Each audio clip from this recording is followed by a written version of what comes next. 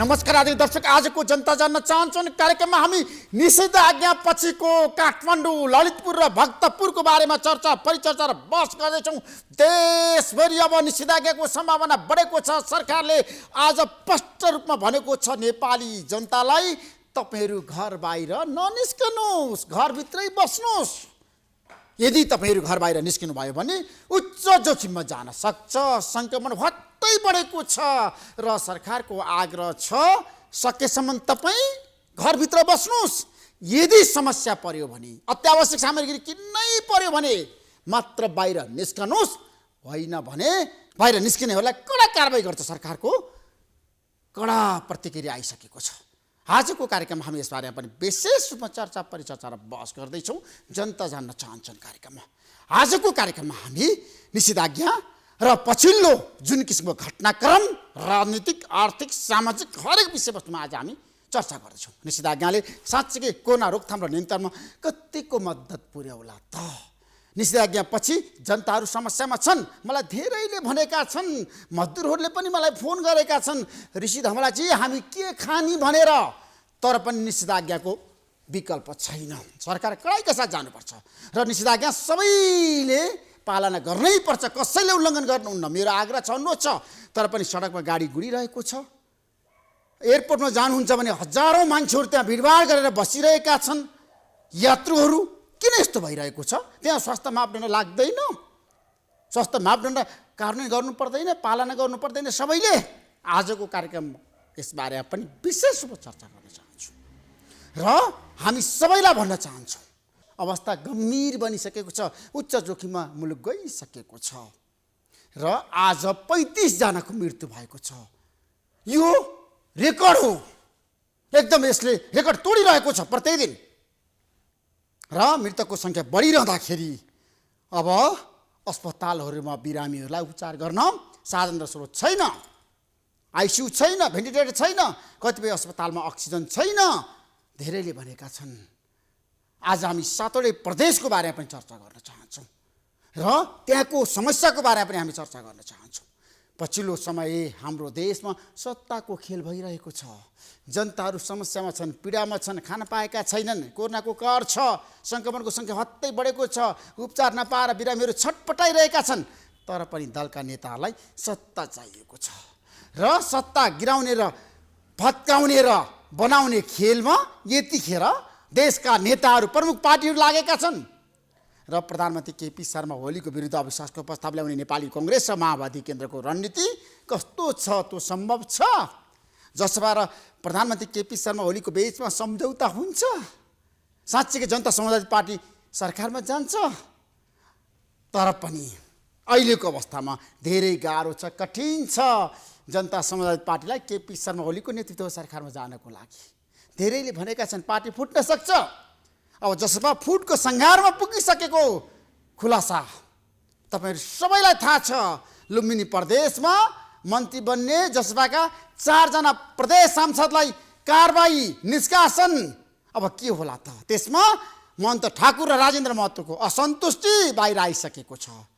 त्यसैले अब पार्टी फुटको सङ्घारमा गयो, विभाजनको सम्भावना बढ्यो भनेर धेरैले भनेका छन्। आजको कार्यक्रममा हामी यसबारे पनि विशेष रूपमा चर्चा परिचर्चा र बहस गर्दैछौँ। त्यसैले आज हामी राजनीति विषयवस्तुमा अब मुलुक कसरी अगाडि बढ्ला त? प्रदेश सरकारहरू धरापमा परेका छन् र कतिपय प्रदेशमा त अब सरकार ढल्लिएर राख्ने अथवा फाल्ने र बचाउने खेल पनि सुरु भएको छ। यसबारे पनि आजको कार्यक्रममा हामी विशेष रूपमा खुलासा गर्दैछौँ। म केही समयको विश्रामपछि आउनेछु। प्रतीक्षा गर्नुहोस्। जनता जान्न चाहन्छन् कार्यक्रम हेर्दै गर्नुहोस्। हाम्रो बिचमा जनता जान्न चाहन्छन् कार्यक्रममा आज 3 जना प्रभावशाली युवा नेताहरू हुनुहुन्छ। नेपाल कम्युनिस्ट पार्टी एमालेका नेता सांसद पदम गिरिजी, तपाईँलाई म जनता जान्न चाहन्छन् कार्यक्रम स्वागत गर्न चाहन्छु। र नेपाली कङ्ग्रेसका नेता गोविन्द भट्टराईजी, तपाईँलाई पनि कार्यक्रम स्वागत गर्न चाहन्छु। र माओवादी केन्द्रको नेता हिमाल शर्माजी, तपाईँलाई पनि कार्यक्रम स्वागत गर्न चाहन्छु। धन्यवाद। 3 जनालाई कार्यक्रम स्वागत गरिसकेपछि पदम गिरिजी, केपी शर्मा ओलीको नेतृत्व सरकार किन असफल भयो भन्नु त? किन देशको हरेक समस्या समाधान गर्न सकेन? सरकार कहाँ चुक्यो? आज जनतालाई बताउनुहोस् तपाईँ। सरकार असफल भयो भन्ने कुरा प्रधानमन्त्री केपी शर्मा ओलीको नेतृत्वमा सरकार गठन भएको महिना दिन पनि नपुग्दै त्यही बेलादेखि नै चाहिँ सरकार असफल भयो भन्ने यस्तो बाजाहरू सुरुदेखि नै बज्दै आएको हो।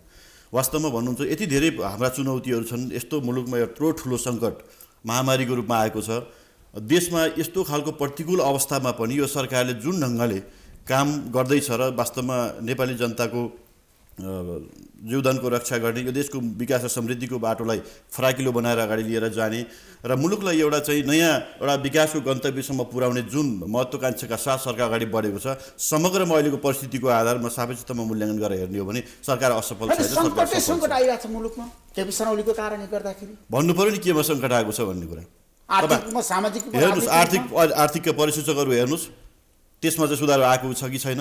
यस्तो कोभिडको महामारीको बिचमा पनि देशले विकासको पूर्वाधारको क्षेत्रमा जुन खालको प्रगति गरिराखेको छ होइन, देशको चाहिँ तपाईँको सङ्घीयताको कार्यान्वयनका सवालमा, संविधानको कार्यान्वयनका सवालहरूमा जति पनि कामहरू हुँदै आएका छन्, वास्तवमा यस्तो स्थितिमा सरकारले 2-2.5 वर्षको बिचमा यो उपलब्धिहरू हासिल गर्नु भनेको मलाई लाग्छ नेपालको राजनीतिक इतिहासमा सबैभन्दा उपलब्धिमूलक अवधिको रूपमा म यसलाई हेर्छु। र पार्टीभित्र आन्तरिक यति धेरै किचलो, यति धेरै घेराबन्दी, यति धेरै चाहिँ षड्यन्त्रहरूको बिचमा पनि वास्तवमा प्रधानमन्त्रीको जुन सबल नेतृत्वले चाहिँ मुलुकले यो गति प्राप्त गर्नु भनेको मलाई लाग्छ धेरै ठुलो कुरा हो। यसमा हामीले चाहिँ मलाई लाग्छ यसलाई एउटा उपलब्धिको रूपमा हामीले यसलाई बुझ्नुपर्छ भन्ने ठान्छु। गोविन्द भट्टराईजी, अब केपी शर्मा ओलीको नेतृत्वको सरकारको तपाईँहरू विकल्प खोज्ने कि यही सरकारलाई साथ दिएर तपाईँहरू चुनावमा जाने, ठ्याक्कै भन्नुहोस् है।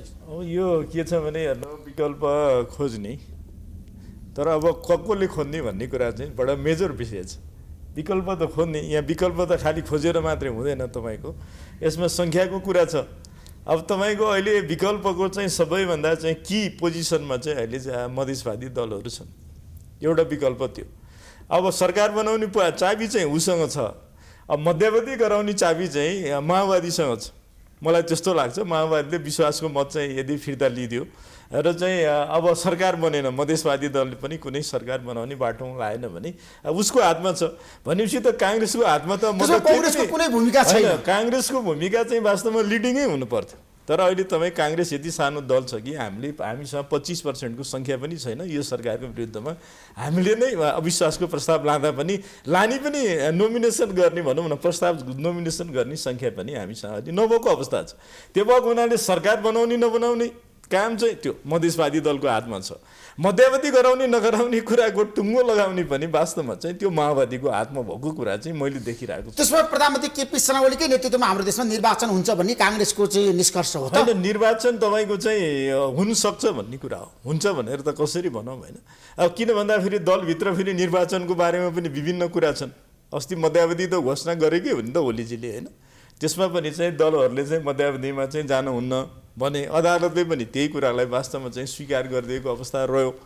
अब त्यसमा अर्को पनि पाटो छ, काङ्ग्रेस संसदीय व्यवस्था मान्ने पार्टी भावनाले उसको आइडियोलोजी कुरा के थियो, संविधानको कुरा के थियो, त्यो अर्को पाटो छ। अब अहिले अब के अरे संसदको पुनर्स्थापना भएको 1.5 महिना भइसक्दा पनि देश चाहिँ अन्नोलकै अवस्थामा रहनु वास्तवमा चाहिँ मुलुकको लागि चाहिँ हितकर छैन भन्ने चाहिँ मलाई लाग्छ। त्यसो भए हिमाल शर्माजी, अब माओवादी केन्द्रले सरकारलाई दिएको समर्थन किन फिर्ता गरेको छैन भन्नुहोस् त, जनता जान्न चाहन्छन्। अहिलेसम्म तपाईँहरू किन केपी शर्मा ओलीकै पथमा हुनुहुन्छ? अगाडि तपाईँले प्रसङ्ग उठाउनु भएको प्रधानमन्त्री केपी शर्मा ओली सफल हुनुहुन्छ कि असफल हुनुहुन्छ भन्ने विषयबाट चाहिँ प्रसङ्ग उठान गर्नुभयो। सफल असफलको चाहिँ नै मापदण्ड भनेको चाहिँ नै उसको नेतृत्व, उसको लिडरसिप कस्तो भयो भन्ने हो। उहाँले 2/3 लोकप्रिय मतलाई पनि सम्हाल्न सक्नुभएको छैन। उहाँले यत्रो ठुलो नेकपा पार्टी भयो, कम्युनिस्ट पार्टी अथवा अहिलेको आफ्नै पार्टी नेकपा एमाले पनि उहाँले सम्हाल्न सक्नुभएको छैन। जो नेतृत्वको मापन गर्ने, क्षमता मापन गर्ने कडी हामीले यहाँबाट चाहिँ प्रस्तुत गर्न सकिन्छ। त्यो भएको कारणले गर्दाखेरि यसबाट सबैले बुझ्नुपर्ने कुरा हो।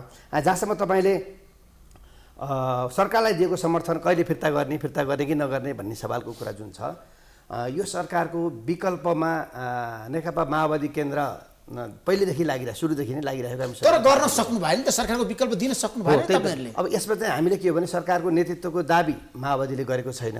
यसमा चाहिँ नि सरकारको नेतृत्व प्रमुख प्रतिपक्षी दलले पहल कदमी लिनुपर्छ भन्ने चाहिँ कुरा भइरहेको पनि छ र उहाँहरूको पनि जुन चाहिँ अलमल परिरहेको स्थिति छ र जनता समाजवादी पार्टीमा देखिएको जुन अनिरता छ, यो कारणले गर्दाखेरि पनि केही समय ढिला हुन गएको हो। त्यसमा अब माओवादी केन्द्रले प्रधानमन्त्री केपी शर्मा ओलीलाई दिएको समर्थन चाहिँ कहिले फिर्ता लिन्छ? मेरो व्यक्तिगत कुरा भन्नुहुन्छ भने सुन्नुहोस्, मेरो व्यक्तिगत कुरा भन्नुहुन्छ भने तुरुन्त विथिन सेकेन्डमा चाहिँ फिर्ता लिनुपर्छ। तर तपाईँको पार्टी अध्यक्ष प्रचण्ड लिन सक्नु भएन नि त। भन्दाखेरि हामीले होइन ल प्रक्रिया अनुसार गयो मध्यावधि गए पनि त्यसलाई चाहिँ हामीले फेस गर्नुपर्ने हुन्छ र सरकार चाहिँ नि उहाँ निरन्तरतामा चलाउनु भयो भने पनि त्यसलाई हामीले मान्नुपर्ने हुन्छ। किनभने यो कुरा चाहिँ नि अमेरिकामा ट्रम्पलाई चाहिँ के हुन्छ भन्नुहुन्छ भने 5 वर्ष त अमेरिकाले झेल्यो नि त, झेल्यो, राम्रो भए पनि झेल्यो, नराम्रो भए पनि झेल्यो।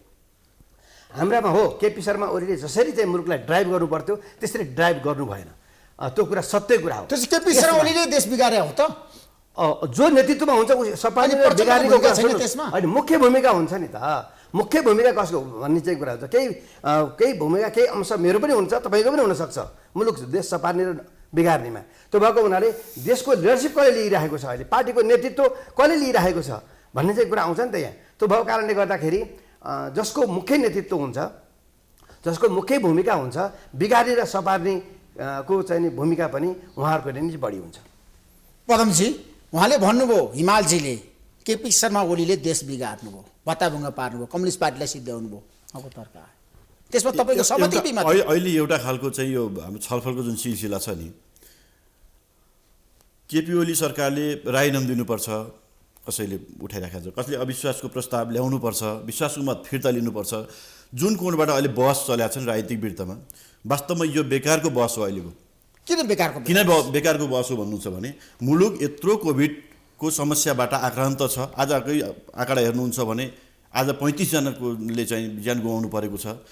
यति ठुलो एउटा क्राइसिस देशमा आइराखेको छ। यति बेला सबै राजनीतिक पार्टीहरू एक ठाउँमा उभिएर सरकारलाई साथ दिनुपर्ने र यो सङ्कटबाट देशलाई कसरी बचाउने, नागरिकलाई कसरी बचाउने, नागरिकलाई कसरी बचाउने यसतर्फ सबैको ध्यान जानुपर्ने हो। यहाँ त दुर्भाग्य के भएको छ भने माथि पनि आजै पनि सरकारले राजीनामा दिनु पर्यो, भोलि पनि राजीनामा दिनु पर्यो, पर्सि पनि राजीनामा दिनु पर्यो। भएन भनेर प्रदेश सरकारहरूमा चाहिँ यति बेला प्रदेश सरकारहरूले आफ्नो इफिसियन्सीका साथ यो सङ्कटबाट नागरिकहरूलाई जोगाउनका निम्ति पहल गर्नुपर्ने बेलामा उनीहरूले विश्वासको मतका निम्ति लड्नुपर्ने, सरकार ढलाउने र चाहिँ उठाउनेका खेलहरू यो ढङ्गले चाहिँ चल्ने हो भनेदेखि यसको मार नेपाली जनताले खेप्नुपर्छ कि पर्दैन? यस्तो बेलामा यी प्रसङ्गहरू उठाउन सुहाउने हो? कोही पनि राजनीतिक दल जनताप्रति जवाफदेही छ भने, नागरिकप्रति जवाफदेही छ भनेदेखि अहिले सरकारले राम्रोसँग काम गर्न सकेन भनेका छन् त। कसैलाई नेपालले झनात खनालले म चुनौतीका साथ भन्न चाहन्छु, सरकार ढल्नुपर्छ। म चुनौतीका साथ भन्न चाहन्छु, प्रधानमन्त्री केपी शर्मा ओलीले आजको स्थितिमा जुन प्रकार नेतृत्व दिनुभएको छ, मैले अघि पनि केही प्रसङ्गहरू उठाएँ, जसरी उहाँले देशको राष्ट्रियताको सवालमा, जनजीविकाका सवालमा, पूर्वाधार विकासका सवालहरूमा, आर्थिक समृद्धिका सवालहरूमा जस्तो उहाँले अठोट र इच्छा शक्तिका साथ काम गर्नुभएको छ, नेपालको इतिहासमा विगतमा कोही प्रधानमन्त्री त्यस्तो थिएन, कुनै सरकार त्यस्तो थिएन। र वास्तवमा आज हेर्नुहोस्, दिनको एउटा दरले करिब उद्घाटन भएको छ, दिनका नयाँ नयाँ कामको शिलान्यासहरू गर्दै गयो, सरकार अगाडि बढेको छ। दुनियाँको आँखाले देखेको छैन आजसम्म के थियो गति, देशको मुलुकको गति के थियो, कसले गरे यो काम? यो केपी ओली नेतृत्वको सरकारमा भएको होइन। घमण्डका साथ भन्न चाहन्छु, केपी ओली नेतृत्वको सरकार यो मुलुकले अरू केही वर्ष पाउने हो भने देशले काँचुली फेर्छ, मुलुकले नयाँ युगमा प्रवेश गर्छ। यो यथार्थतालाई हामी सबैले स्वीकारौँ।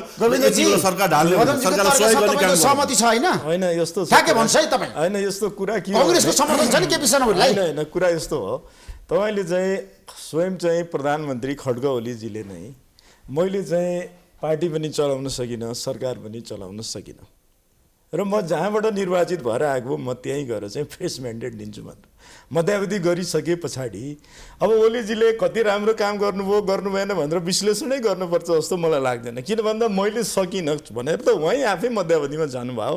भलै अदालतले के भनिदियो भने होइन तपाईँ नै सरकार चलाउनुहोस्, तपाईँकै पार्टी रहनुहोस् भनेर भनिदियो, त्यो अर्को पाटो भयो। अब बाँकी त हरेक डाटामा अब एनालाइसिस गर्न धेरै टाइम छैन। हेर्नु तपाईँ अहिले ग्रोथ रेट हेर्नुहोस्, देशको 0तिर छ अर्थतन्त्रको। अब तपाईँले चाहिँ ग्रास त उत्पादन हेर्नुहोस् 50% भन्दा तल झरिसकेको अवस्था छ। अब अहिले चाहिँ अब एउटा कोभिडको कारणले पनि केही कुराहरू भएका छन्, तर त्यसको बावजुद पनि तपाईँले अर्थतन्त्रलाई जसरी सम्हालेर लान सक्नुहुन्थ्यो त्यो अवस्था छैन। अब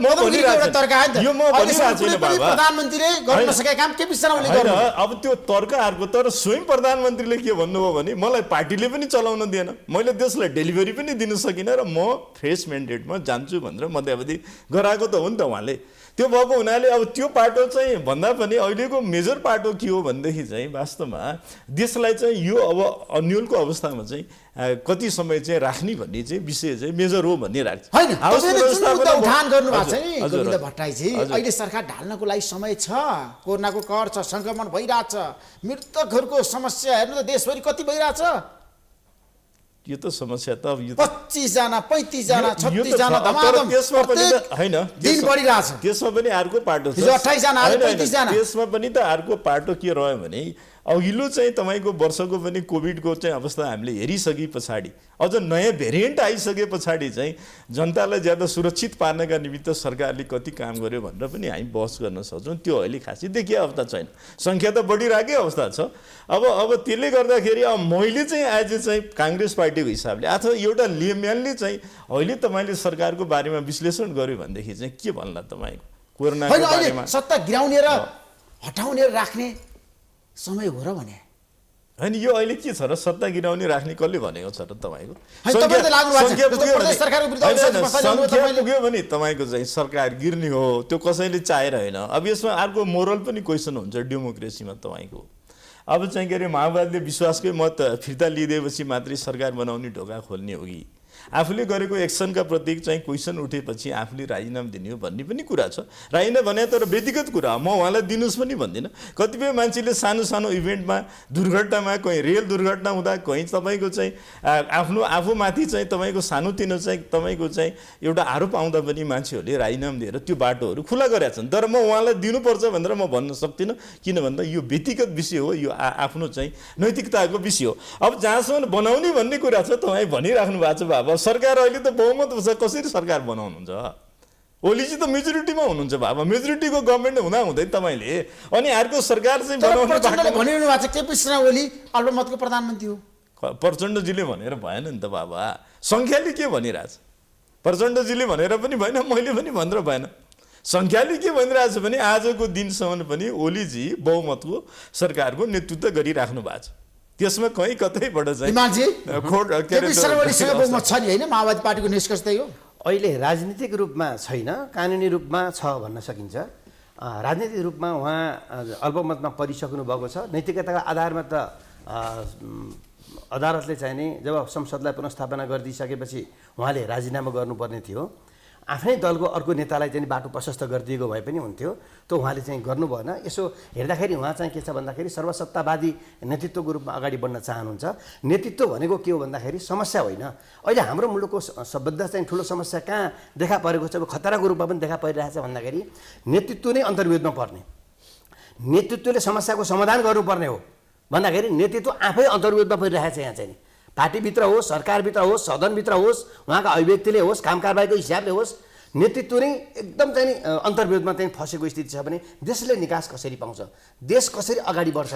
निकास त तपाईँले दिन सक्नु भएन, तपाईँले पनि चुक्नु भयो नि त। माओवादी के यो कुरा तपाईँले समर्थन लिनु पर्यो, तपाईँले अविश्वास दर्ता गर्नु पर्यो। एमा सुन्नुहोस्, एमा नेपाली काङ्ग्रेस र जनता समाजवादी पार्टीले नै हामी छलफल गरौँ, परिपक्व वातावरण सिर्जना गरौँ, त्यसपछि चाहिँ नि तपाईँहरूले चाहिँ विश्वासको मत के अरे त्यो तपाईँले चाहिँ नि फिर्ता लिनु होला, विश्वासको मत फिर्ता लिनु होला भन्ने खालको कुरा भइसकेपछि यो अलिकति त्यति बेला पछि धकिलिएको हो। र जहाँसम्म अर्को आशंका के हो भन्दाखेरि केपी शर्मा ओलीका अहिलेका अभिव्यक्तिहरू, अहिलेका गतिविधिहरू, उहाँको टेन्डेन्सीहरू अहिले हेर्नुभयो भने के देखिन्छ भन्दाखेरि चुनाव गराउनेतर्फ छैन।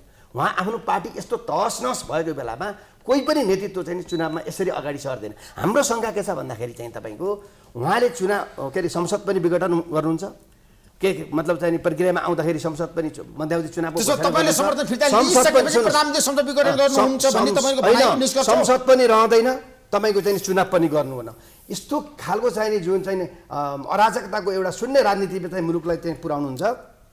यसले मुलुक यो अहिलेको संविधानलाई नि छेद विच्छेद बनाउने काम गर्ने भएको कारणले गर्दाखेरि यसका केही आशंकाहरू छन् र अलिकति चाहिँ नि परिपक्व भइसकेपछि, परिस्थितिको परिपक्व भइसकेपछि माओवादी केन्द्रले समर्थन फिर्ता लिने हो। अहिले समर्थन जारी राखेको कुरा चाहिँ केपी शर्मा ओलीलाई माया गरेर अथवा उहाँसँग सहकार्य गर्नको निम्ति, सरकारमा फेरि जानको निम्ति माओवादी केन्द्रले चाहिँ नि समर्थन फिर्ता लिएको होइन। राजनीतिमा नैतिकता र इमानदारी छैन भने तपाईँहरूले सरकारको पनि विरोध गर्ने, केपी शर्मा ओलीको पनि तपाईँहरूले चाहिँ पटक पटक छ नि आलोचना गरिरहनु भएको छ, उहाँले काम गर्न सक्नु भएन भनेर भनिरहनु भएको छ। अनि समर्थन पनि कायमै राख्ने क्या, समर्थन राजनीति डबल स्ट्यान्ड पनि त राजनीतिक रूपमा समर्थन कहाँ छ? किन छैन? तपाईँको पार्टीले आजसम्म आधिकारिक रूपमा केपी शर्मा ओलीलाई दिएको समर्थन के हो भनेर भनेको छ, सभामुखलाई तपाईँले पत्र दिनु भएको छ, राष्ट्रपतिले दिनु भएको छ, सरकारलाई तपाईँले भन्न सक्नुहुन्छ। परिस्थिति चाहिँ परिपक्व हुने बनाउनको निम्ति हामी चाहिँ के चाहिँ माओवादी पार्टीले मात्रै सरकारलाई चाहिँ अर्को सरकार निर्माण गर्ने स्थिति त छैन नि त। त्यो भएको कारणले गर्दाखेरि अन्य दलहरूसँग जुन छलफल भइरहेको छ, अघि नै मैले निवेदन गरेँ कि जेसुकै भए तापनि केपी ओलीले चुनाव गराउनुहुन्न भन्ने जुन शङ्का छ त्यसमा अन्य दलहरू भित्र चाहिँ छलफल गर्ने, जसरी नै चुनाव घोषणा भयो भने हामी चुनावमा लैजाने कुरा हामी चाहिँ प्रतिबद्धता जाहेर गर्ने र केपी ओलीलाई झेल्नुपर्छ, किनभने यो चाहिँ नि माओवादीले अब 1 मिनट पनि त्यो समर्थन चाहिँ नि दिएर कानुनी रूपमा पनि राख्न हुँदैन भन्ने चाहिँ कुरा मैले व्यक्तिगत रूपमा पार्टीभित्र पनि मैले यो कुरा चाहिँ गरेको छु। जहाँसम्म चाहिँ के हुन्छ अझै ठुलो भट्कारामा जब चाहिँ प्रधानमन्त्री केपी ओलीले यो मुलुकलाई चाहिँ डोराउन खोजिराख्नु भएको छ, चुनाव गराउनेतर्फ होइन, उहाँले सर्वसत्तावादी चिन्तन र कोणबाट उहाँले गराउन पाउनुभयो, त्यो परिस्थिति सिर्जना भयो भने उहाँले चुनाव गराउनु होला। उहाँले चाहिँ नि डेमोक्रेटिक हिसाबबाट चाहिँ अहिलेको संविधान त जसरी चाहिँ चुनाव उहाँले गराउनुहुन्छ भन्ने चाहिँ कुरामा मान्छेहरूलाई चाहिँ आशंका पैदा भएको छ। त्यस भएको कारणले गर्दाखेरि नि चुनाव गराउनको निम्ति पनि नयाँ सरकारको आवश्यकता छ भन्ने चाहिँ कुरा हो। त्यसो भए पदमजी अहिलेको अवस्थामा केपी शर्मा ओलीको नेतृत्व सरकारले चुनाव गराउन सक्दैन देशमा? त्यो सम्भव छैन। बडा यो गजबको कुरा छ। केपी ओलीले त बारम्बारै भन्नुभएको छ नि, अब अहिलेको संसदबाट यो मुलुकले निकास प्राप्त गर्न सक्ने अवस्था छैन। जुन अङ्कगणित छ संसदभित्रको अङ्कगणितले वास्तवमै भन्ने हो भने अबका अहिलेका नयाँ चुनौतीहरूलाई सामना गर्ने, एउटा देशलाई एउटा गतिशील ढङ्गले अगाडि बढाउने, राजनीतिलाई ठिक कोर्सबाट अगाडि बढाउने सन्दर्भमा यो अङ्कगणित अत्यन्तै अनुपयुक्त छ भन्ने कुरा प्रधानमन्त्रीले बारम्बार दोहोऱ्याउनु भएको छ। होइन, प्रधानमन्त्रीले संसदले अपमान गर्नु भएको छ नि त, अहिले संसद जानु भएन। एउटा कुरा के छ, पुनर्स्थापित संसदमा एकपटक गएर प्रधानमन्त्री बोल्नुभयो। एउटा कुरा के छ, मलाई भन्नुहोस् न, तपाईँ त सांसद हो नि। प्रधानमन्त्री समय समयमा संसदमा जानुभएको छ, आफ्ना विचारहरू राख्नुभएको छ, माननीयले उठाएका विषयहरूमा सांसदहरूले उठाएका विषयहरूमा आफूले वा सरकारको मन्त्रीबाट चाहिँ त्यसको जवाफ दिने काम पनि भएको छ। सरकार कहीँनिरबाट पनि त्यहाँबाट भागेको छैन, यो दुनियाँले देखेको। तर संसदबाट सरकार भागिरहेको छ, यो संसद राख्न चाहनुहुन्न प्रधानमन्त्री, विघटन गर्न चाहनुहुन्छ। छैन, कसरी छ? तब संसद जब पुनर्स्थापना भइसक्यो, पुनर्स्थापना भइसके पछाडि संसदले जुन ढङ्गले गतिका साथ काम गर्नु पर्थ्यो नि, किन गर्न नसकेको? सरकारले ल्याएको अध्यादेशहरू सदनमा चाहिँ टेबल गर्नुपर्ने, सभामुखज्यूले किन टेबल नगर्नु भएको? यस्ता विषयहरूलाई चाहिँ संसदलाई बन्द राख्ने काम चाहिँ सभामुखज्यूबाट हुने होइन। त्यसपछि सरकारलाई चाहिँ आक्षेप लगाएर प्रधानमन्त्रीले संसद विघटन गर्न खोज्नु भएको छ, देशलाई चाहिँ एउटा निर्णयको बन्दीमा लान बनाउन खोज्नु भएको छ, मुलुकमा अराजकता सिर्जना गर्नु खोज्नु भएको छ भनेर अनि तथ्यहीन यस्ता खालका कुप्रचारहरू गरेर जनतामा भ्रम पार्ने काम कसैले पनि गर्न हुँदैन। एउटा म यो विनम्रतापूर्वक आग्रह गर्न चाहन्छु। र अर्को कुरा के छ भनेदेखि मलाई अचम्म के लाग्छ भने यो मुलुकमा निर्वाचन भए पछाडि आगामी प्रधानमन्त्री केपी शर्मा ओली भनेर हामीले एउटा चाहिँ पोस्टरमा केपी ओलीको अनुहार देखाएर हामी गइसक्यौँ। मुलुकले यति लामो समयको राजनीतिक एउटा इतिहासमा चाहिँ कहिल्यै 5 वर्षको एउटा सरकार कुनै सरकार चलाउन पाएको अवस्था थिएन।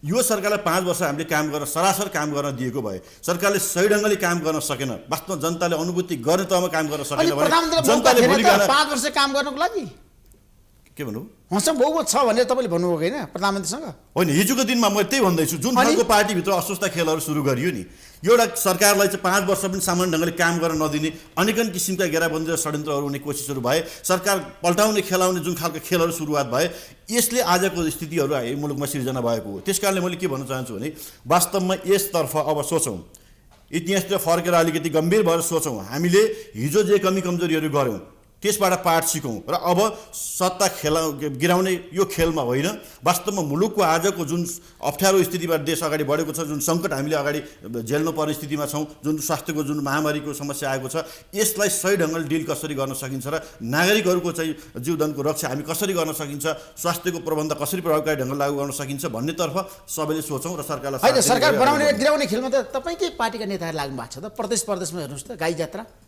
छ, गण्डकी प्रदेशमा तपाईँ त त्यहाँबाट प्रतिनिधित्व गर्नुहुन्छ एकदमै। अनि हामी पृथ्वी गुरुङले के गर्नुभयो? सांसदहरू कहाँ राख्नुभयो? कसरी लुकाउनु भयो? बाहिर आएको समाचार त्यत्रो। पृथ्वी सुब्बा गुरुङले कोही सांसदलाई कहीँ लगेर लुकाउनु भएको, अपहरण गर्नुभयो उहाँले। आफ्नो पार्टीको सांसद बिरामी भएर हस्पिटलमा सुतिराख्नु भएको छ, अनि त्यो मुख्यमन्त्रीले लगेर हस्पिटलमा राख्यो वा लुकायो भनेर प्रचार गरेर हुन्छ। हिजो के नारा लगाइएको थियो? सांसदलाई अपहरण गरियो भनिएको थियो। सांसद अपहरण हुनुभएको रहेछ नि त, उहाँ त हस्पिटलमा उपचारमा हुनुहुन्न। स्वयं आज उहाँ सांसदले भन्नुभयो म चाहिँ के अरे बैठकमा सहभागी हुन जाने क्रममा अकस्मात बिहोस भएँ, बिरामी परेँ, म बिहोस भएर म हस्पिटलमा उपचारमा रहेछु भनेर उहाँ आफैले बताइरहनु भएको छ। तर त्यसलाई के भनिँदैछ? मुख्यमन्त्रीले चाहिँ अपहरण गर्नुभयो भनेर जुन प्रकारको प्रचार गरिरहेको छ, यसमा कुनै तुक छ? होइन, दीपक मनाङलाई तपाईँले खेलकुद मन्त्री बनाउनु भयो नि त। तपाईँको पार्टी आज छ नि क्रान्तिकारी पार्टी होइन? मनाङको जनताले जनप्रतिनिधि बनाएर सांसद बनाएर सदनमा पठाइदिइसके पछाडि अनि सांसद भइसकेका मान्छे मन्त्री हुने कुरा कुन अनौठो कुरा हो? तर चौतर्फी विरोध भयो, विरोध पनि भएको छ, समर्थन पनि भएको छ, सबै कुराहरू भइरहेको छ नि। त्यसमा मुख्यमन्त्रीको राइट डिसिसन हो। दीपक मनाङले मन्त्री बनाउनको लागि जुन किसिमले निर्णय गर्नु तपाईँ त्यसलाई स्वीकार्नुहुन्छ मान्नुहुन्छ समर्थन दीपक गर्नुहुन्छ मनाङ मात्रै होइन अरू माननीयहरू पनि बनाउन मन्त्री बनाउन योग्य हुनुहुन्छ अब समयको क्रममा उहाँहरू पनि बन्दै जानु होला यो त स्वाभाविक एउटा सरकार सञ्चालनको क्रममा यस्तो कुराहरू कोही मन्त्री बन्ने कोही हट्ने प्रक्रिया त सामान्य कुरा हो नि भइरहन्छन् तपाईँले भन्नु कोरोनाको बेलामा होइन दलहरूको बिचमा मतभेद छ कुरा मिलेको छैन दलभित्र पनि छ दल बाहिर पनि छ आन्तरिक पनि छ तर पनि सरकार राख्ने बनाउने र गिराउने खेलमा तपाईँहरू किन लागिरहनु भएको छ त हटाउने यो यस्तो भयो कि प्रदेशमा यो वास्तवमा गण्डकी प्रदेशमा तपाईँ त्यहाँबाट नेपाली राजनीतिक प्रतिनिधित्व गर्नुहुन्छ नि त होइन गण्डकी प्रदेशमा चाहिँ अविश्वासको प्रस्ताव चाहिँ दर्ता भयो होइन काङ्ग्रेसको नेतृत्व भयो होइन होइन त्यो अहिले दर्ता सरकार भयो ढाल्नुपर्ने त्यसमा अवस्था चाहिँ थियो र होइन गण्डकीमा त्यसमा चाहिँ अब कङ्ग्रेसको मान्छेहरूलाई लाग्यो कि अब यो सरकार ढालेर जाउँ यसको पर्फर्मेन्स पनि चाहिँ यहाँ त्यस्तो चाहिँ एकदमै उत्कृष्ट छैन भनेर उहाँले दर्ता गर्नुभयो अब त्यो अब कस्तो भयो भने यसमा पनि अब आज हाउसमा प्रस्ताव दर्ता हुन्छ रे भन्ने थाहा पाएपछि राति नै उहाँहरूले त्यो हाउसलाई बन्द गर्नुभयो त्यहाँ मात्रै गर्नु भएन यहाँ पनि बन्द गर्नुभयो अब यो त्यस पछाडि विशेष अधिवेशनको लागि उहाँहरूले माग गरेर त्यो पनि चाहिँ छलफल चाहिँ अस्ति सुरु भयो अब बाँकी कुरा तपाईँले आफै भनिसक्नुभयो अब यसमा खरिद बिक्री बिरामी अब अपहरण के हो म त त्यो चाहिँ म पनि सुनिरहेको छु अब एक्कासी मैले त्यसमा भेरिफाई त गर्नु पाएको छैन तर सबै कुराहरू चाहिँ बाहिर आएको अवस्था छ र यसले कुरा के कुरा देखाउँछ भने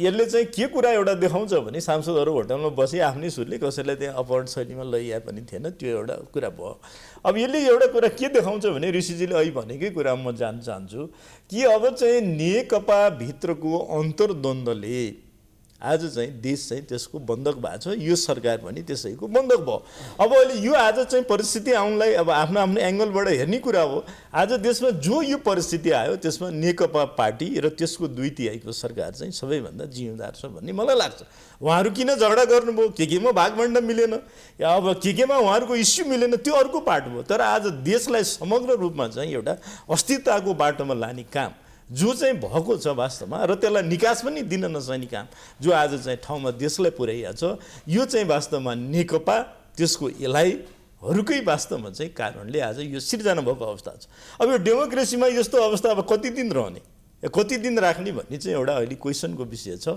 र अब यसलाई चाहिँ यो अवस्थाबाट निकास त निर्वाचन नै हो होइन यो अवस्थाबाट संसदीय निकास त दिन सक्दैन यो अवस्थाबाट तपाईँ अब सरकार पनि बनाउन सक्नुहुन्न यो सरकारलाई चेन्ज पनि गर्न सक्नुहुन्न अनि तपाईँको सरकारले कुनै डेलिभरी पनि दिन सक्दैन केन्द्रदेखि प्रदेशसम्म भने तपाईँले चाहिँ देशको हितको लागि पनि अल्टिमेटली निर्वाचनैमा जानु बाहेक चाहिँ कुनै अर्को विकल्प म देखिरहेको छैन तपाईँको अब त्यसमा कति हामी सहमत हौँला कति नहौँला हाम्रै पार्टीभित्र पनि अन्तर्विरोध छ निर्वाचनको बारेमा हुन त अब हाम्रो पार्टी संसदीय व्यवस्था मान्ने पार्टी हो र म अब संविधान उहाँहरूले के बनाउनु भयो त्यो अर्को पार्ट भयो तर मेरो आइडियोलोजीको कुरा तपाईँ गर्नुहुन्छ भने यदि बेलायतको प्रधानमन्त्रीले मध्यावधि निर्वाचनको घोषणा गरेको थियो भने इभन भारतमै मोदीले मध्यावधिको निर्वाचन घोषणा गरेका थिए भने त्यहाँ प्रतिपक्ष दलका मान्छेहरू गएर चाहिँ तपाईँ नै चाहिँ चलाइदिनुहोस् भनेर चाहिँ भन्थेन अब त्यो हाम्रो पाटो त एउटा गइसक्यो त्यो हाम्रो एउटा मेरो आइडियोलोजीको विषय हो अब संविधान बनाउनेहरूले के बनाउनु भयो अब मलाई त के भन्नुभएको थियो भने हाम्रो पार्टीको नेताहरूले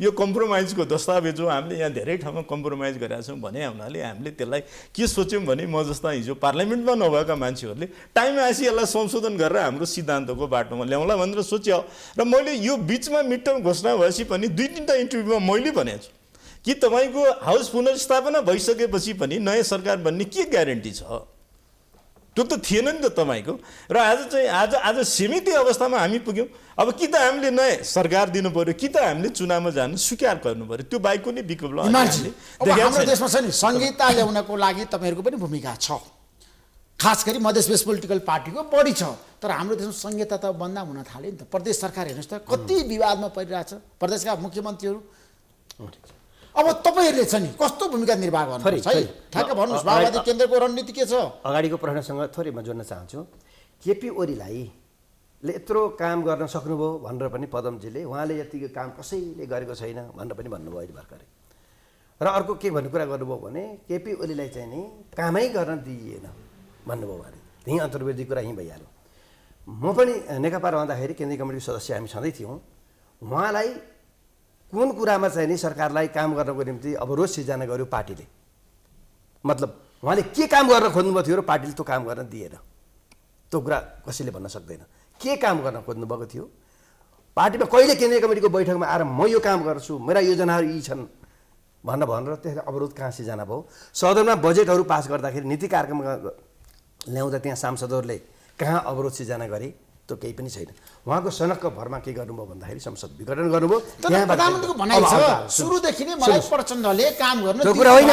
हेर्नुहोस्, नेतृत्व भइसक्यो, नेतृत्वले नेपालसँग मिलेर मलाई पार्टी र सरकारलाई ड्राइभ गर्नु पर्ने भावनाबाट चल्दैन। हेर्नुहोस् ऋषिजी, मुलुक भावनाबाट चल्दैन, किन चल्दैन? आदेशबाट पनि चल्दैन। मुलुक चाहिँ नि विधि र पद्धतिबाट चल्छ।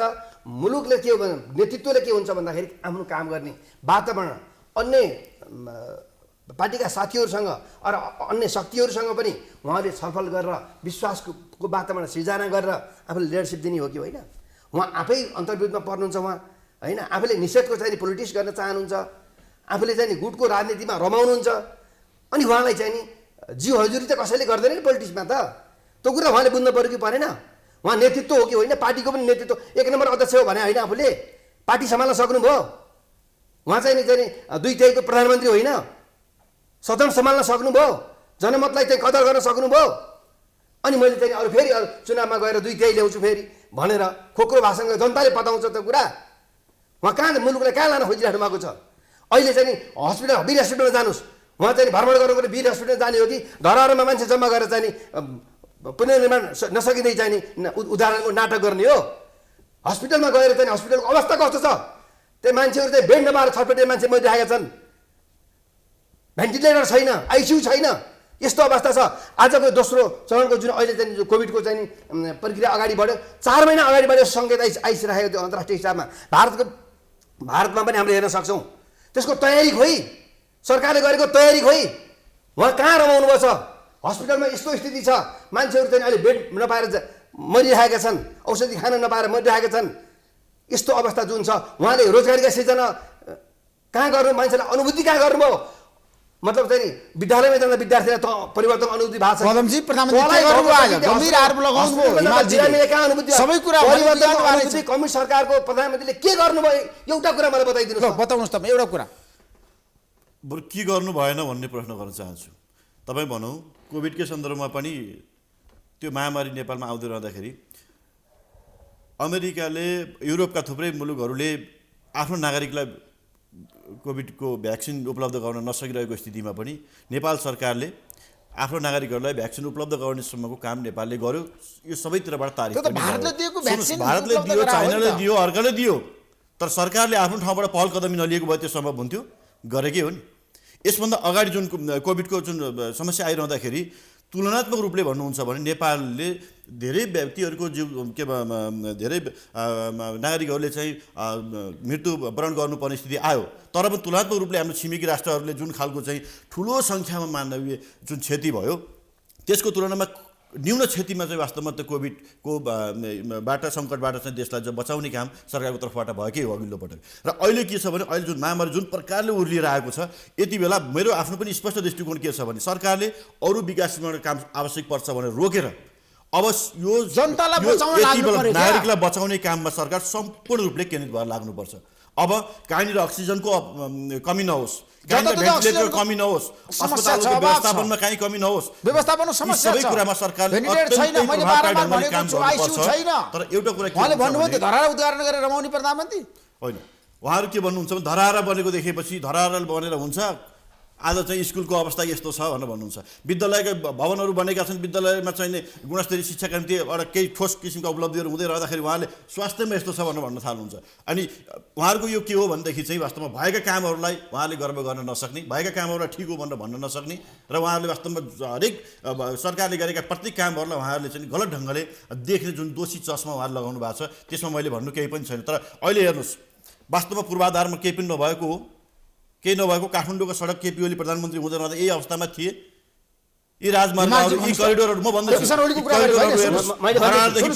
कामहरू भन्दाखेरि सुन्नुहोस् है, समयक्रममा सुन्नुहोस्, विज्ञान र टेक्नोलोजीले विकास गर्दै जाँदा समयक्रममा अहिले हाम्रो चाहिँ घर घरमा ल्यापटप, कम्प्युटरहरू, हात हातमा मोबाइलहरू जुन आइरहेका छन्, यो कुरा चाहिँ के हुन्छ के अरे महरा चाहिँ नि सञ्चार मन्त्री थोरै समय हुँदाखेरि उहाँले के भन्नुभयो भन्दा यो कुरा भन्नु यो त भन्दाखेरि उहाँलाई सबैले गिजाइरहेको थिए तर यो कुरा चाहिँ उहाँले गरेको मात्रै नभएर विज्ञान प्रविधिको टेक्नोलोजीको विकास जुन भएको त्यसले पनि यसमा चाहिँ नि साथ दिएको छ जुन खालको अहिले काम कारबाही भयो केही पनि भएन होइन सरकार चल्नु मात्रै टिक्नु मात्रै ठुलो कुरा हो र सफलता हो र सरकार टिक्नु मात्रै सफलता हो र यो त बुर्जुवाहरू यत्रो दुईटै मत ल्याएर बनेको सरकार बुर्जुवाको हुन्थ्यो भने के गर्थ्यो होला उसले पनि यति गर्थ्यो होला क्या भन्दाखेरि अहिले चाहिने कुरा के जनताका आधारभूत आवश्यकतामा परिवर्तनको अनुभूति ल जनतालाई सोध्नुहोस् त्यहाँ भुइँका मान्छेहरूलाई सोध्नुहोस् त तपाईँ उहाँले चाहिँ नि परिवर्तनको अनुभूति उहाँको जीवन व्यवहारमा के पाउनुभयो रोजगारीमा बेरोजगारमा छट्टिएका बेरोजगारीहरूलाई उहाँले चाहिँ रोजगारीको अवसर कहाँबाट दिनुभयो तपाईँको जानुहोस् महँगीको कुरा छ काला अड्डा अदालतमा तपाईँको घुस नखाइकन यहाँको फाइल देश सर्दैन कम्युनिस्ट सरकार र नेतृत्व भएको के भयो जनताले के अनुभूति पाए कम्युनिस्ट सरकारबाट यो हो नि प्रश्न त मैले समस्या छँदै छैनन् म भनेको छैन र यी यावत समस्याहरू वर्षौँदेखिका थुप्रिएका समस्याहरू जादुको छडी जस्तो एकैछिनमा चाहिँ सफाचट हुन्छ सबै कुरा ठिक हुन्छ भन्ने कुरा होइन तर हेर्दै जानुपर्छ हामी सुशासनको क्षेत्रबाट उल्लेखनीय सुधारहरू भएका छन् नेपाल एउटा चाहिँ अविकसित राष्ट्रबाट विकासशील राष्ट्रमा आज सिफारिस भएको स्थिति छ तर जनता गरिब भएका छन् जनताले खान पाएका छैनन् हेर्नुस् देशभरिको डाटा स्थितिमा आज सुधार भएको छ भोकभोकै छन् जनताहरू यो तथ्यको आधारमा हामी बोल्नुपर्छ आज हामी चाहिँ रेन्डमली जुन खालको आरोपहरू सरकारले लगाएका छौँ त्यसमा कुनै त्यस्तो दम छ भन्ने मलाई लाग्दैन तर एउटा कुरा के हो भनेदेखि यति धेरै हाम्रा समस्याहरू छन् यति धेरै हाम्रा चुनौतीहरू छन् र जनताको अपेक्षा यति धेरै सरकारसँग चुलिएको छ स्वाभाविकले यसको बीचमा चाहिँ केही ग्याप छ यो फुलफिल गर्ने दायित्व सरकारसँग होइन आज सबैको ध्यान कोभिडको बारेमा छ नि केन्द्रित हुनुपर्ने होइन बस हुनुपर्ने होइन त्यही हो अवश्य त्यही हो सरकारको कुरा गर्नुहुन्छ विस्तारको कुरा गर्नुहुन्छ भइराखेको छ यही दुर्भाग्य राख्ने कुरा गर्नुहुन्छ यति बेला नेपाली कांग्रेस यो बेलाको यति बेला ऋषिजी नेपाली कांग्रेस माओवादी केन्द्र लगायतका सबै राजनीतिक पार्टीले के भन्नु पर्थ्यो सरकार परिवर्तनको कुरा पछि गरौँला तर यो 3-4 महिना अब यो कोभिडबाट नागरिकहरूलाई कसरी सुरक्षा गर्ने भन्ने तर्फ हामी एक भयौँ भनेर सङ्कल्प गर्नुपर्ने होइन त्यो भएको भए बल्ल देश र जनताप्रति जवाफदेही भएको ठहर्थ्यो अहिले सरकार परिवर्तन खेल गर्ने खै त एजेन्डा जस्तो तपाईहरु खै त जवाफदेहीतिर खै त चाहिँ कोभिडको पोलिटिकल पार्टीको धर्म निर्वाह गर्न तपाईहरु किन सक्नु भएन किन असफल हुनु मैले सुन्नु अहिले मात्रै हैन यो भन्दा अगाडि देशमा कोभिड प्रतिपक्षी दल त चुक्यो हैन के चुकेको छैन देशमा केही गर्नै सक्नु भएन कोभिड चाहिँ सुरु हुने बेलामा पहिले टाइममा पनि नेपाली कांग्रेसले सरकारलाई पूर्ण सहयोग गरेको र आफ्नै खाताबाट 50 लाख रुपैयाँ सरकारलाई दिएर पनि सहयोग गरेको तपाईँ त कुरा के छ भनेदेखि चाहिँ कोभिडको बारेमा कांग्रेसको चाहिँ जहिले पनि समर्थन छ गभर्नमेन्टलाई सरकारी मेसिनरीहरूलाई तपाईको चाहिँ विदेशमा भएका मान्छेहरूलाई भित्र ल्याउने कुरा उनीहरूलाई चाहिँ आफ्नो गन्तव्यसम्म पुर्याउने कुरा तपाईको के अरे औषधोपचारको व्यवस्था गर्ने कुरा भ्याक्सिन ल्याउने कुरा भनौँ यावत कुराहरूमा चाहिँ नेपाली कांग्रेसको जहिले पनि सरकारलाई चाहिँ के अरे समर्थन छ र पहिले नै अझ सरकारले भन्दा पहिला त्यसो भए आज घोषणा गर्नुस् सरकार बनाउने र हटाउने खेलमा हामी लाग्दैन भने भन्नुस् सरकार बनाउने सरकार कांग्रेसको बटमलाई तपाईले अहिलेको मात्रै कुरा हेरिराख्नु किनभने अहिले तपाईहरु मिल्नुस् क्या उच्चस्तरीय संयन्त्र बनाएर जानुस् सबै पोलिटिकल पार्टी एक भएर जानुस् कोरोनाको रोकथाम नियन्त्रणको लागि प्रश्न अस्पतालहरुको निर्माण गर्नुस् बिरामीलाई उपचार गर्नतिर लाग्नुस् यस्तो कुरा हो समस्याको समाधान गर्नतिर लाग्नु भ्याक्सिन ल्याउनको लागि पहल गर्नुस् न कोभिडको कार्यक्रममा सरकारलाई हाम्रो जहिले पनि समर्थन छ हिजो पनि हामीले त्यो गरिरहेको थियौँ बरु हिजो उहाँहरूकै अन्तर्कलहले सरकारले पर्फर्मेन्स पार्टीले गर्न नसके कि अघिल्लो चोटि त किन पर्फर्मेन्स देखिएन नि तपाईँको 4 महिना 5 महिनासम्म चाहिँ कुवेतको गभर्मेन्टले के भन्यो भने अघिल्लो चोटि चाहिँ ल मेरै खर्चमा चाहिँ एयरपोर्ट उतारिदिन्छु 3000 मान्छेलाई भन्दा पनि हामीले चाहिँ ल्याउन 3 महिना कुर्नु पर्यो र अहिले पनि भर्खरै स्टार्ट भएको छ दोस्रो वेभ सरकारको पर्फर्मेन्स यसमा धेरै राम्रो देखिरहेको अवस्था छैन अझै 35 जना मान्छे मरिसकेको अवस्था छ सरकारको कुनै तयारी छैन त्यहाँ भारतमा आइसक्दा पनि अब यहाँ तुरुन्त आउँछ भन्ने थाहा छ सरकारको आजसम्म कुनै तयारी छैन र सरकारले तयारी थालोस् सर्वदलीय बैठक बोलाओस् कोभिडको लागि नेपाली कांग्रेस पार्टीले कहाँ के सहयोग गर्नुपर्छ आर्थिकदेखि सबै हिसाबले कांग्रेस पार्टी तयार छ तर परिस्थिति चाहिँ अब यो कोभिडको मात्रै परिस्थिति छैन कोभिड सँगसँगै देशलाई चाहिँ यो चाहिँ अस्थिरताबाट बाहिर निकाल्ने बाटोमा भने चाहिँ सबै दलहरूले सोच्नुपर्छ भन्ने विषय चाहिँ अब सबै दल गम्भीर र जिम्मेवार हुने बेला आएन भने मेरो आग्रह चाहिँ तपाईहरुलाई अब तपाईहरुले एकदम समय सापेक्ष निर्णय गर्नुस् है कि त सरकारलाई हामीले राख्छौँ भन्नुस् कि त हटाउँछौँ भन्नुस् कि त के विषयहरू छ सहकार्य गर्छौँ कि त सहकार्य गर्न सक्दैनौँ भन्नुस् एउटा निर्णयमा माओवादी किन जानु पर्दैन देशलाई अनिर्णयको बन्दी बनाउने अन्यलमा राख्ने पहिलो कुरा त पहिलो पटक जुन कोभिडको महामारी चाहिँ नेपालमा भित्रिँदाखेरि त्यति बेला हामी पार्टीसँगैमा पनि थियौँ। अध्यक्ष कमरेड प्रचण्डले एउटा प्रस्ताव राख्नुभयो, अनि अन्य प्रतिपक्ष अरू राजनीतिक दलहरू सहितको एउटा सर्वदलीय संयन्त्र बनाऊँ, कोभिड विरुद्ध चाहिँ नि महामारीको विरुद्ध हामी सबै एकजुट भएर लडौँ भन्ने कुरा प्रस्ताव गर्दाखेरि त्यहाँबाट झन् ठुला चाहिँ नि विभेदहरू झन् के अरे विवादहरू चाहिँ नि सिर्जना भयो भन्ने चाहिँ कुरा भयो। त्यो कुरा रुचाउनु भएन प्रधानमन्त्री त्यति बेला पनि। अहिले पनि कुरा के हो भन्नुहुन्छ भने अहिले पनि कोभिडको विरुद्धमा झन् ठुलो महामारी अहिले आउँदैछ। यसका विरुद्ध लड्नको निम्ति सर्वदलीय सर्वपक्षीय एउटा चाहिँ संयन्त्र खडा गर्नुपर्दछ। यो बारेमा सरकारलाई चाहिँ हाम्रो सहयोग र साथ रहन्छ। यसमा चाहिँ दुविधा केही पनि छैन। उहाँले चाहिँ के हुनु पर्यो भने इच्छाशक्ति हुनु पर्यो, चाहना हुनु पर्यो, सबैको साथ लिनु पर्यो। प्रधानमन्त्रीले आफ्ना निश्चित मान्छेहरू, निश्चित सरकारका एउटा निश्चित संरचनाहरूलाई मात्रै परिचालन गरेर पुग्दैन र पार्टीभित्र पनि आफ्नो निश्चित गुटहरूलाई मात्रै परिचालन गरेर यो कोभिडलाई चाहिँ नियन्त्रण गर्न सकिँदैन। त्यो भएको कारणले गर्दा सबैलाई साथमा होइन, प्रधानमन्त्री बारम्बार भन्नुभएको छ मलाई प्रचण्डले काम गर्न दिनु भएन, उहाँकै कारणले गर्दाखेरि देशमा विकास भएन। अनि के कारणले के गर्न खोज्नुभयो र केमा रोक्नुभयो त्यो कुरा भन्नु पर्यो नि। एउटा एमसिसीको कुरा आएको पक्कै पनि हो। एमसिसीमा चाहिँ के हुन्छ भन्दाखेरि ठुलो डिबेट अझै पनि कायम छ। त्यो कुरामा पार्टीको स्पष्ट धारणा त्यहाँ राखेको कुरा छँदैछ। त्यहाँ बाहेक अरू कुरा चाहिँ तपाईँको चाहिँ नि कुन कुरा उहाँले देशको विकास गर्नको निम्ति, होइन कोभिडलाई चाहिँ नियन्त्रण गर्नको निम्ति, हामीले चाहिँ रोजगारी सिर्जना गर्नको निम्ति, महँगी घटाउनको निम्ति, कालाबाजीहरू रोक्नको निम्ति, भ्रष्टाचार रोक्नको निम्ति उहाँले के प्रस्ताव ल्याउनु भयो र के कुरामा प्रचण्डले चाहिँ उहाँलाई अवरोध सिर्जना भन्नुहोस् न। हिमालजी, दीपक मनाङलाई मन्त्री बनाएको तपाईँको पार्टीको प्रतिक्रिया के छ? यो त राजनीतिको अहिले राष्ट्रिय चरित्र जुन छ नि अहिले सत्ताको, त्यसैको चाहिँ अभियुक्त रूपमा त्यहाँ गण्डकी प्रदेशमा नै देखिएको कुरा हो। सायद त्यो चाहिँ अपहरणका कुरा भन्नुहोस्, जेसुकै बाहिर आएका कुराहरू छन्, भोलि छानबिन पनि होला, के होला समयक्रमले त्यहाँ बताउला। र अब कोही चाहिँ रामकुमारी झाँक्रीहरू जस्ता कारबाहीमा परेका छन् भने अब दीपक मनाङहरू जस्ता मन्त्री बनेका छन्। यो त एउटा चाहिँ नि ट्रेन्ड कुन छ, प्रवृत्ति के भएर गइरहेछ भन्ने कुरा यहाँबाट चाहिँ अभिव्यक्त हुन्छ नि त। त्यसमा एउटा निष्कर्ष पुगौँ है। तिनैजनालाई मेरो अनुरोध छ, अहिले कोभिडको बेला छैन, जनताहरू मरिरहेका छन् एकदम उपचार नपाएर, र कतिपयले के भनेका छन् भने सरकारले पनि प्रतिपक्षी दलले पनि काम गर्न सकेन, जनताको चाहना अनुसार तपाईँहरू अगाडि बढ्न सक्नु भएन, जवाफदेहिता देखिएन है दलहरूमा। यो कुरा तपाईँले स्वीकार्नुपर्छ। म तिनै दलका युवा तपाईँहरू प्रतिभाशाली भविष्य भएको नेताहरूलाई आग्रह गर्न चाहन्छु। अहिले हामीले छ नि देश बनाउनको लागि जनताको समस्यामा चाहिँ लाग्ने कि व्यक्ति स्वार्थमा लाग्ने, सत्ता हटाउने सत्तामा जाने खेलमा लाग्ने भन्नुहोस् त, गिराउने खेलमा लाग्ने, तिनैजनाले प्रतिक्रिया दिनुहोस्। यो राम्रो काम हो? अहिले तपाईँहरू सरकार बनाउने र गिराउने खेलमा लाग्ने बेला हो गोविन्दजी? कोही लागेछ काङ्ग्रेस पार्टी अविश्वास प्रस्ताव ल्याउने भने होइन काङ्ग्रेसले? खै अहिलेसम्म अविश्वासको प्रस्ताव दर्तै गरे होइन त काङ्ग्रेस पार्टीले केन्द्रमा। त्यसमा आज तपाईँले घोषणा गर्नुभयो कङ्ग्रेसले सरकार हाल्दैन? होइन, सरकार चाहिँ अहिले मैले भनिसकेँ नि। अब चाहिँ प्रचण्डजीले चाहिँ मलाई के लाग्छ भने हेर्नुहोस् है, अब म आज एउटा फोरकास्ट गरिदिन्छु। उहाँहरूले चाहिँ सरकारको नीति कार्यक्रमलाई पनि अनुमोदन गर्नुहुन्छ भन्ने मेरो विश्वास छ। तपाईँ हेर्दै जानु होला। अहिले मैले फोरकास्ट गरेको कुरा, प्रचण्डजीले ओलीजीले ल्याएको नीति कार्यक्रमलाई नचाहँदै पनि अनुमोदन गर्नु हो भने आश्चर्य नमान्नु होला। कुरा सुन्नुहोस्।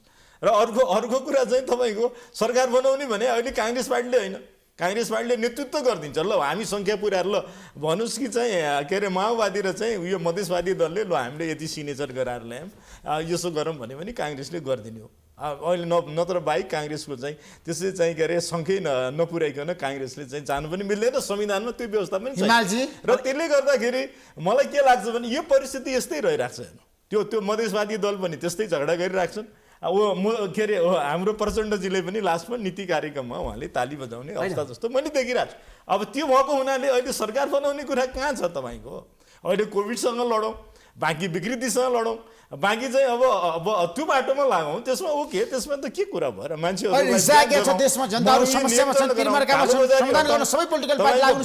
चाहिँ व्यापक रूपमा ल्याउँ। आज पनि मान्छे औषधि पाइरहेको छैन। मलाई हिजो एउटा साथीले फोन गर्नु, मैले मेडिसिन पाइन खोज्यो भनेर म पनि त्यसमा लागिरहेको छु भने त्यो बाटोमा चाहिँ अहिले हामी लागौँ। मान्छेहरू हिजोको जस्तो चाहिँ सडकमा चाहिँ उपचार नपाएर खान नपाएर मर्ने अवस्था चाहिँ त्यसमा नआओस्, त्यो बाटोमा लागौँ। बाँकी राजनीति त के छ भने हेर्नु, अब यो तिनै पछि अब सरकार बनाउनु तीन पक्ष नमिलिकन हुन्न, तीन पक्ष मिल्ने मैले लक्षण देखिरहेको छु।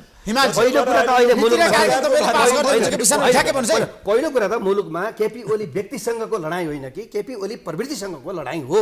हामी चाहिँ नि त्यो प्रवृत्तिसँग जहाँसम्म नीति र कार्यक्रम जनतालाई चाहिँ नि सुहाउने खालको, जनतालाई चाहिँ नि राहत दिने खालको होइन, जनताको पक्षमा दलाल पुँजीवादको विपक्षमा समाजवादको बाटोतर्फ जाने बजेट नीति र कार्यक्रम आयो भने त प्रतिपक्षमा भए पनि त समर्थन गरिन्छ।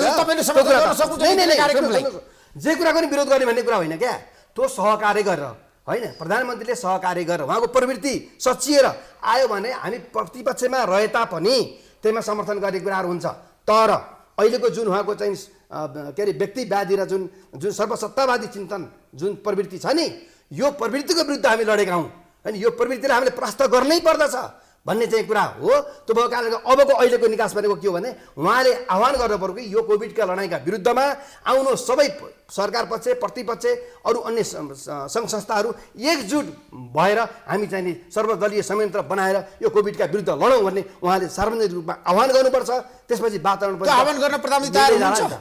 प्रधानमन्त्रीज्यूले सबैलाई मिलाएर जाने उच्च स्तरीय संयन्त्र बनाउँ, राजनीतिक संयन्त्र बनाउने। एकदम एउटा कुरा के छ भने प्रधानमन्त्रीज्यूले यस सन्दर्भमा सबैलाई बारम्बारै आह्वान गर्नुभएको छ। उहाँका धेरै होइन, प्रचण्डको प्रस्ताव छ नि त, सबै पोलिटिकल पार्टीको लिडरहरू बसेर संयन्त्र बनाऊ। त्यो ठुलो कुरा हो। सबै दलहरू यो महामारीको समस्यालाई समाधान गर्नका निम्ति, यो कुरालाई नियन्त्रणमा लिनका निम्ति, यो समस्यालाई हल गर्नका निम्ति एक ठाउँमा उभिनुपर्छ। यसमा दुई मात्रै छैन, प्रधानमन्त्रीले यसको अग्रसरता लिनुभएको छ। अझै बढी त्यहाँ थप केही गर्नुपर्छ भने गर्नुपर्छ। तर मैले अहिले बडा दुर्भाग्य के लाग्छ भनेदेखि माओवादी केन्द्र र नेपाली कङ्ग्रेसले पनि यति बेला सङ्घीय सरकारको सन्दर्भमा उहाँहरूको अङ्कगणितले काम गरेका छैन। त्यस कारणले उहाँले अविश्वास प्रस्ताव ल्याउन सक्नु भएको छैन, विश्वास मत फिर्ता लिन पनि सक्नु भएको छैन। उहाँहरू त्यो वास्तवमा चाहिँ त्यो पीडा उहाँहरूले अहिले आफै महसुस गरिरहनु भएको छ। तर उहाँले जहाँ सक्नुहुन्छ भयो नि, अविश्वास प्रस्ताव ल्याउन सक्ने त लुम्बिनी प्रदेशमा ल्याउनु भएको छ, गण्डकी प्रदेशमा ल्याउनु भएको छ र उहाँहरूले जुन खालको त्यहाँ हत्कण्डाहरू अप्नाउनु भएको छ, वास्तवमा यसले हेर्दा उहाँहरू जनताप्रति देशप्रति जवाफदेही हुनुहुन्न। यति बेला उहाँहरूले अविश्वासको प्रस्ताव तुरन्त फिर्ता लिएर, आफ्नो अविश्वास प्रस्ताव फिर्ता लिएर यो कोरोनाको महामारीको यो सङ्कटको बेलामा हामी यस्ता कामहरू गर्दैनौँ, सत्ताको खेलमा कुर्सीको खेलमा हामी लाग्दैनौँ। हामीले नेपाली जनताको नेपाली नागरिकको ज्यानको रक्षा गर्ने कुरा हाम्रो प्रमुख कुरा हो भनेर भनिसक्नु सम्भव छैन भने ठ्याक्कै प्रदेशको कुरा गरेको। कुर्सीको खेलमा काङ्ग्रेस पार्टी छैन, तपाईँलाई भनौँ न भनिसक्नु भने त सांसदको चाहिँ के अरे अपहरण, अब आज कोभिडको रिपोर्टै छैन, नेगेटिभ छ पोजिटिभ। अब यस्तो कुराहरू चाहिँ सरकारले जुन खालको चाहिँ केन्द्रीय सत्ताले प्रदेश सरकारलाई जुन हस्तक्षेप गरेको छ नि, गरिरहेको छ नि, न बजेटिङमा चाहिँ व्यवस्थापन गरेको छ, सङ्घीयतालाई कार्यान्वयन गर्नुको निम्ति कुनै पनि उहाँले चाहिँ चासोको विषयवस्तु छैन। त्यो भएको कारणले गर्दाखेरि नि सङ्घीयतालाई व्यवस्थित रूपमा कार्यान्वयन गर्नको निम्ति पनि प्रदेशमा यस्ता किसिमका चाहिँ नि सरकारलाई कसरी प्रभावकारी बनाउने, कसरी सरकारले नेतृत्व दिने भन्ने बारेमा छलफलहरू। अर्को कुरा ऋषिजी के छ भने हेर्नु, अब म सकाइहालेँ। यो के छ भने अविश्वास प्रस्ताव ल्याउने नल्याउने भन्ने पनि संवैधानिकै विषय हो, यो कुनै नयाँ विषय होइन, त्यो हाम्रो संविधानकै व्यवस्थाको प्र्याक्टिस हो। अब कहीँ सरकार फेल होला, कहीँ बन्ला, त्यो अर्को पाटो भयो। यही कारणले गर्दा धेरै कुरा बिग्रिनेवाला छैन। तर कुरा कहाँनिर छ भने अघिल्लो कोभिडको टाइमको गभर्मेन्टको पर्फर्मेन्स हामीले हेऱ्यौँ भने पनि जति प्रतिपक्षीय दलले सहयोग गरे तापनि यो सरकारले डेलिभरी दिन सक्दैन भन्ने निष्कर्षमा आजै तपाईँलाई सुनाइदिन्छु, आजै सुनाइदिन्छु है त्यो कुरा। ठ्याक्कै भनेपछि हामी सुनाइदिन्छु। त्यो भएर यहाँ उहाँले गर्न सक्नुहुन्न, तर हाम्रो समर्थन छ। Thank you so much. यहाँ तिनैजनालाई धेरै धेरै धन्यवाद। Thank you so much.